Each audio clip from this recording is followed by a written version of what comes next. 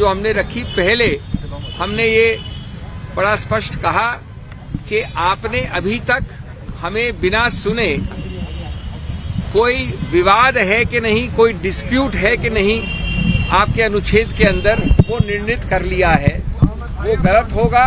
पहले हमको सुने प्राथमिक रूप से और फिर निर्णित करें कि कोई डिस्प्यूट, विवाद है कि नहीं।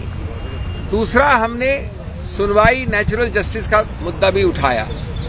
हम रिस्पोंडेंट्स हैं, हम जवाबदेही करते हैं, इसलिए हमने ये पहले रूप से प्राथमिक विरोध किया है।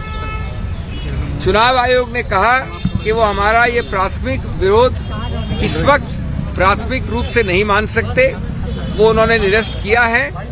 लेकिन हमें आश्वस्त किया है कि जब याचक, जो कि दूसरी तरफ है, वो अपने सभी बहस दलील खत्म कर लेंगे, तब हमको विस्तार से सुना जाएगा। हमारा पक्ष में रख दूं बहुत संक्षेप में, बाकी तो अंतिम निर्णय अंततोगत्वा चुनाव आयोग का होगा। हमारा पक्ष मुख्य रूप से इन बिंदुओं पे है कि कोई भी व्यक्ति गलत दस्तावेज, फोर्ज दस्तावेज, झूठे बेमानी दस्तावेज दायर करके ये नहीं कह सकता कि कोई विवाद है, डिस्प्यूट है। एक मानसिक उपज बना के, एक इमेजिनरी डिस्प्यूट बना के चुनाव आयोग में घुस जाए और दो पार्टियां बताने लगे। हमने उस इमेजिनरी डिस्प्यूट के विषय में कई दस्तावेज रखे हैं। अभी हमारा समय आने वाला है बहस करने का, अभी हमने बहस नहीं की है।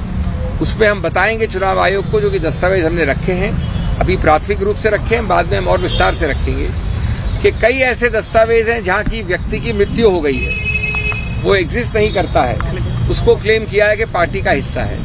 कई ऐसे दस्तावेज हैं जो पूरी तरह से हस्ताक्षर हुआ है एक्स जगह पे और वो व्यक्ति रहता है हजारों मील दूर वाई जगह पे। कई ऐसे दस्तावेज हैं जहां उसने लिखित रूप से कहा है कि न मैं जानता हूं, न मैंने हस्ताक्षर किया, न मेरे से किसी ने बात की, न मैंने ये हलफनामा दिया है, कुछ भी नहीं किया मैंने। कई ऐसे दस्तावेज हैं जो बड़े स्पष्ट रूप से किसी और पार्टी का व्यक्ति है, उसको दिखा दिया अपने फैक्शन में, इत्यादि इत्यादि। ये सब वही दिखाते हैं कि ये एक इमेजिनरी डिस्प्यूट बनाई गई है, एक इमेजिनरी रूप से एक पार्टी को तोड़ने की।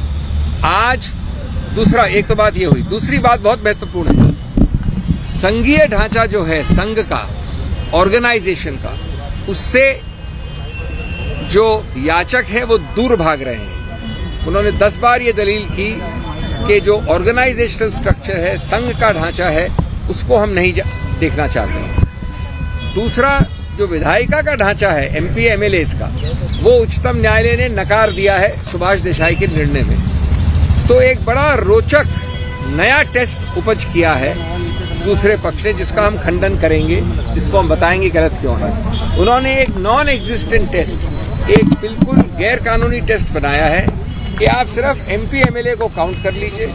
यद्यपि उच्चतम न्यायालय ने कहा है कि जहां डिस्क्वालिफिकेशन की याचिकाएं लंबित हैं, वहां आप एमपी एमएलए काउंट नहीं कर सकते। उन्होंने कहा कि आप उनको काउंट करिए, और उससे भी ज्यादा एक अजीबोगरीब टेस्ट बताया है कि उन एमपी एमएलए को कितने वोट मिले उनको गिनिए।